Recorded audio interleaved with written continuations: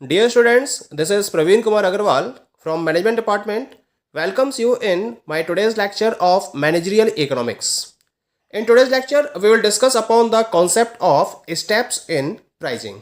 आज के लेक्चर में हम डिस्कस करेंगे कि जब प्राइसिंग पॉलिसीज एंड मेथड्स को अडॉप्ट किया जाता है या कोई भी पर्टिकुलर फर्म अपने प्रोडक्ट के प्राइस को डिसाइड करती है तो इसमें ऐसे किन किन पर्टिकुलर स्टेप्स को फोकस करना होता है। जैसा कि प्रीवियस लेक्चर्स में हमने डिस्कस किया था about the different pricing policies and methods, जिसमें हमने डिफरेंट पॉलिसीज और मेथड्स को डिस्कस किया था प्राइस को डिटरमाइन करने के रेफरेंस में। आज के टॉपिक में हम डिस्कस करेंगे कि अगर कोई फर्म अपने प्रोडक्ट के प्राइस को डिसाइड करती है तो उसके लिए उसे किन किन पर्टिकुलर स्टेप्स को फोकस करना होता है। Because arriving at correct prices involves examining a number of financial and non-financial variables affecting prices, and it generally involves the following 6 general steps. The very first step is analysis of market conditions. यानी कि इस particular step में firm को क्या करना होता है, market conditions को प्रॉपरली एनालाइज करना होता है। This is the very first step in pricing.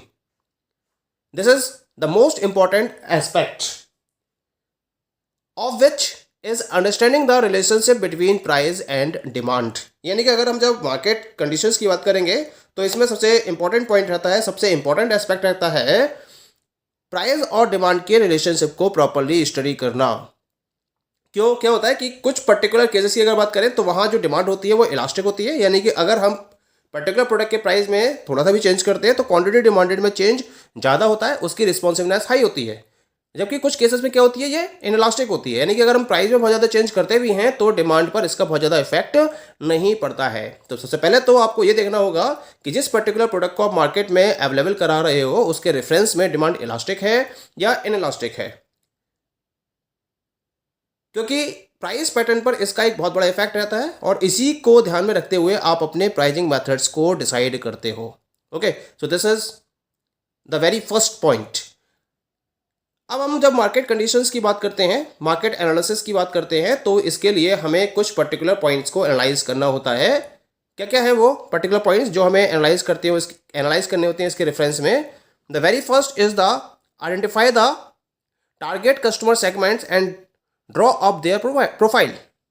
यानी कि सबसे पहले आपको क्या करना होगा, the very first point is कि आपको अपने टारगेट कस्टमर सेगमेंट को आइडेंटिफाई करना है। Because in the market you are not going to supply the whole of the customer group, बल्कि इसमें से एक टारगेटेड ग्रुप ऑफ कस्टमर होगा जिसे आप अपने प्रोडक्ट को अवेलेबल करा रहे होगे। तो पहले तो आपको ये देखना है कि वो कौन सा कस्टमर सेगमेंट है जो आपका टारगेटेड कस्टमर सेगमेंट के नाम से जाना जाएगा और आपको उसके प्रोफाइल को प्रॉपरली स्टडी करना है। You have to draw their profile, जिससे कि आप अपने कस्टमर सेगमेंट के बारे में प्रॉपर इंफॉर्मेशन को कलेक्ट कर सको। This is very first step under the market analysis.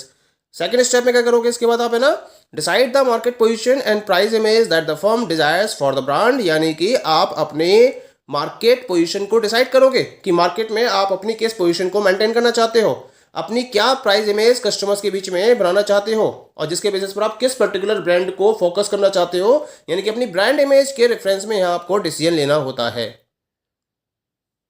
पहले टारगेट कस्टमर सेगमेंट के बारे में डिसीजन लेना होता है, उसके बाद अपनी मार्केट पोजीशन और प्राइस इमेज को डिसाइड करना होता है जिसके बेसिस पर आप अपनी ब्रांड को डेवलप करोगे। और उसके बाद आपको लास्ट में देखना होता है इसके अंदर, that is determine the extent of price elasticity of demand of the product and the extent of price sensitivity of target customer group. यानी कि यहाँ आपको देखना होता है कि आप जिस प्रोडक्ट को मार्केट में अवेलेबल करा रहे हो उसकी प्राइस इलास्टिसिटी ऑफ डिमांड की डिग्री क्या है, उस एक्सटेंट यानी कि उस डिग्री को आपको डिटरमाइन करना होता है। और ये देखना होता है कि टारगेट कस्टमर ग्रुप के रेफरेंस में प्राइस को लेकर सेंसिटिविटी किस लेवल की है। यानी कि बात करी थी मैंने, whether the demand is elastic और इनइलास्टिक, ये आपको एनालाइज करना होता है। प्राइस में अगर आप चेंज करते भी हो तो उसकी वजह से आपके प्रोडक्ट की क्वांटिटी डिमांडेड पर उसका क्या इंपैक्ट पड़ेगा, यहाँ ये आपको डिटरमाइन करना होता है। इस तरह से इन 3 पॉइंट्स के बेसिस पर आप अपने मार्केट को प्रॉपरली एनालाइज कर लेते हो, उसकी कंडीशंस को प्रॉपरली एनालाइज कर लेते हो। So this is about the step first. Now come to the step number second. Second step क्या है, आइडेंटिफिकेशन ऑफ कंस्ट्रेंट्स। यानी कि इस स्टेप में आपको ये देखना होता है कि क्या क्या वो कंस्ट्रेंट्स हैं जिनके अंडर में आपको प्राइजिंग डिसीजंस को फॉलो करना होता है। कंस्ट्रेंट्स का मतलब limitations. Pricing should not happen in a vacuum. मतलब ऐसा नहीं है कि प्राइजिंग के लिए आपने एक सीधा सा रास्ता तय करा, उसको सेलेक्ट करा और उस सीधे रास्ते को फॉलो करते हुए आपने प्राइजिंग को डिसाइड कर लिया। तो कभी भी वैक्यूम में यानी कि बिना किसी रुकावट के आप प्राइजिंग को डिसाइड नहीं कर सकते। A lots of constraints limit the prices that a firm can set.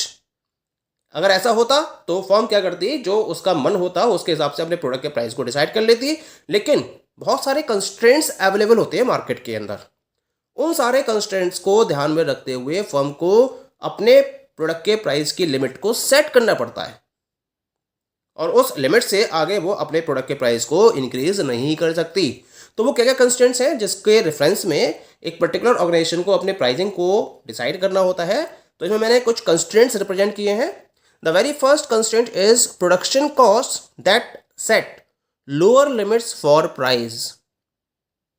सबसे बड़ी बात क्या है कि जब किसी पर्टिकुलर प्रोडक्ट को प्रोड्यूस किया जाता है तो जो उसकी प्रोडक्शन कॉस्ट आई है उससे कम प्राइस तो आप डिसाइड कर ही नहीं सकते, क्योंकि जो आपने उसके प्रोडक्शन में उसकी मार्केटिंग में पैसा खर्च किया है उतना तो पैसा आपको रिकवर करना ही करना है, अदरवाइज आपके प्रोडक्शन करने का कोई भी बेनिफिट नहीं होगा। यानी कुल मिला के जो उसकी प्रोडक्शन कॉस्ट है वो प्राइस की लोअर लिमिट को सेट करती है। इससे कम प्राइस पर जो कंपनी है या जो फर्म है वो अपने प्रोडक्ट को सेल नहीं कर सकती। अगर ऐसा करती है तो वो लगातार लॉस में जाती रहेगी और उसको एक टाइम के बाद अपने ऑपरेशंस को शट डाउन करना पड़ेगा। तो this is a very first constraint, that is the production cost that should be determined very first. Clear? एक बार प्रोडक्शन कॉस्ट के बेसिस पर आप प्राइस की लोअर लिमिट को सेट कर लेते हो, then you are moving to the second point. Second constraint क्या है इसके अंदर? The life cycle stage of the product. Very important point is there. जब हम किसी पर्टिकुलर प्रोडक्ट के प्राइस के रेफरेंस में बात करते हैं तो हमें यह भी देखना होता है कि वो अपनी लाइफ साइकिल में किस पर्टिकुलर स्टेज पर अवेलेबल है। मेनली मैंने आपके सिलेबस के अकॉर्डिंग यहां 4 स्टेजेस को डिस्कस किया था। The first one was the introductory stage, second one was the growth stage, third one is the maturity stage and fourth one is the decline stage. तो mainly जो life cycle होती है किसी particular product की उसमें ये 4 stages involve होती हैं। इंट्रोडक्टरी स्टेज में कंपनी क्या करती है, ये डिपेंड करता है। अगर पेनिट्रेशन स्ट्रेटजी को फोकस करती है तो कंपनी अपने प्रोडक्ट के प्राइस को कम लेवल पर लेके जाएगी, और अगर स्कीमिंग स्ट्रेटजी को फोकस करती है तो कंपनी अपने प्रोडक्ट के प्राइस को ज़्यादा लेवल पर डिसाइड करेगी। ये तो वो इंट्रोडक्टरी स्टेज की बात।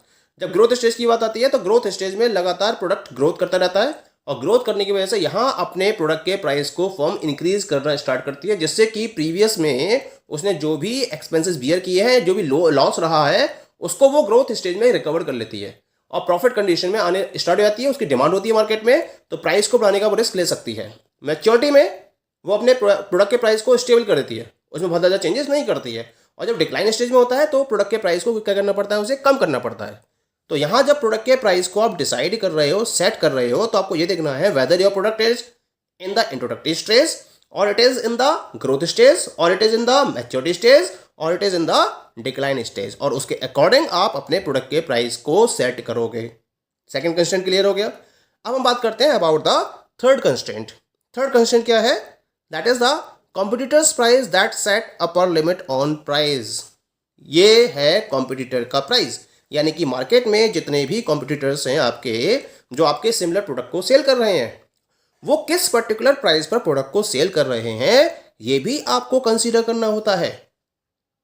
क्योंकि अगर आप कॉम्पिटिटर के लेवल के अकॉर्डिंग अपने प्रोडक्ट को मार्केट में अवेलेबल करा रहे हो तो आप कॉम्पिटिटर से ज़्यादा प्राइस पर अपने प्रोडक्ट को सेट नहीं कर सकते। यानी कि जो कॉम्पिटिटर का प्राइस है वो एक तरीके से आपके प्राइस के लिए अपर लिमिट को सेट कर देता है। कंपटीशन में आना चाहते हो तो उससे कम प्राइस पर अपने प्रोडक्ट को सेल कर सकते हो, लेकिन उससे ज़्यादा प्राइस पर अपने प्रोडक्ट को सेल नहीं कर सकते अगर आप उसी लेवल पर प्रोडक्ट को प्रोड्यूस कर रहे हो। यानी कि अगर हम नॉर्मल कंडीशंस की बात करें तो जो कॉम्पिटिटर का प्राइस है मार्केट के अंदर वो आपके प्रोडक्ट के प्राइस के लिए अपर लिमिट को सेट कर देता है।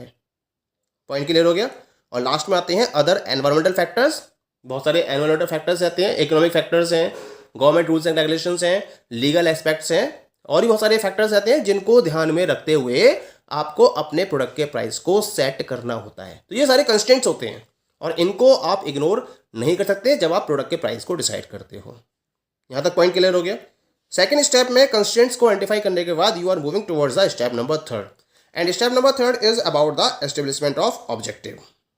यानी कि एक बार आप कंस्ट्रेंट्स को प्रॉपर्ली आइडेंटिफाई कर लेते हो तब आप यहाँ देखते हो कि आपके ऑब्जेक्टिव्स क्या हैं जिनको आप प्राइजिंग के थ्रू कंप्लीट करना चाहते हो। इन ऑब्जेक्टिव को आप यहाँ स्टेज में एस्टेब्लिश करते हो। Pricing should be guided by clearly defined objectives. A firm's pricing objectives should be linked with its business strategy and its overall corporate goals. कुल मिला के जब कोई भी फर्म अपने प्राइसिंग को डिसाइड करती है तो जो उसके डिफाइंड ऑब्जेक्टिव्स हैं उनसे वो प्राइसिंग गाइड होनी चाहिए। पहले आपके ऑब्जेक्टिव्स होने चाहिए कंफर्म, और उन ऑब्जेक्टिव्स के बेसिस पर आपको प्राइसिंग को प्रॉपर्ली फॉलो करना होता है। फर्म के प्राइसिंग ऑब्जेक्टिव उसकी बिजनेस स्ट्रेटजी और उसके ओवरऑल कॉर्पोरेट गोल से मैच करने चाहिए। ये भी एक इंपॉर्टेंट पॉइंट रहता है। जब तक फर्म के प्राइसिंग ऑब्जेक्टिव्स बिजनेस स्ट्रेटजी और ओवरऑल कॉर्पोरेट गोल से मैच नहीं करेंगे तब तक वो pricing strategy effective pricing strategy नहीं कहलाएगी। कुछ यहाँ मैं ऑब्जेक्टिव्स आपको बता रहा हूँ जिनको फॉलो किया जा सकता है। क्या क्या ऑब्जेक्टिव हो सकते हैं, जैसे generating a specific level of profit. आपका जो ऑब्जेक्टिव है वो है कि आप एक पर्टिकुलर लेवल ऑफ प्रॉफिट को जनरेट करना चाहते हो, ये आपने डिसाइड कर रखा है। ये भी आपका एक ऑब्जेक्टिव हो गया कि आप एक पर्टिकुलर 10%, 20%, 25%, 30% जो भी लेवल ऑफ प्रॉफिट है जो आप अपने कॉस्ट पर जनरेट करना चाहते हो वो आपने डिसाइड कर रखा है। ये एक ऑब्जेक्टिव हो गया। और क्या ऑब्जेक्टिव हो सकते हैं इसके अंदर, selling a certain number of products. आप उस पर्टिकुलर प्राइस के बेसिस पर सर्टेन नंबर ऑफ प्रोडक्ट्स को सेल करना चाहते हैं, ये भी आपका एक ऑब्जेक्टिव हो सकता है। या फिर ऑब्जेक्टिव हो सकता है capturing some share of the market. उस पर्टिकुलर प्राइस के बेसिस पर आप मार्केट का एक पर्टिकुलर शेयर कैप्चर करना चाहते हैं, ये भी एक ऑब्जेक्टिव हो सकता है। या फिर कीपिंग कंपटीशन आउट, आप अपने प्रोडक्ट के प्राइस को इस तरह से डिसाइड करना चाहते हैं जिससे कि कंपटीशन पर आप प्रॉपर कंट्रोल कर सको और कंपटीशन में आप बाकी कॉम्पिटिटर्स को पीछे छोड़ दो। ये भी आपका एक प्राइसिंग को लेकर ऑब्जेक्टिव हो सकता है। या कोई भी और ऑब्जेक्टिव हो सकता है। यहाँ मैंने कुछ ही ऑब्जेक्टिव्स को डिफाइन किया है जिनके बेसिस पर जो फर्म है वो अपने प्राइसिंग को डिसाइड करती है, लेकिन उससे पहले इन पर्टिकुलर ऑब्जेक्टिव्स को एस्टेब्लिश करती है अंडर दिस स्टेप नंबर 3। इसके साथ साथ जो फर्म है वो टाइम टू टाइम अपने ऑब्जेक्टिव्स को रीडिफाइन कर सकती है according to the changing conditions. तो ये तो बात हो गई अबाउट द स्टेप नंबर 3। बाकी के जो स्टेप्स है वो हम नेक्स्ट लेक्चर में डिस्कस करेंगे। Okay, thank you.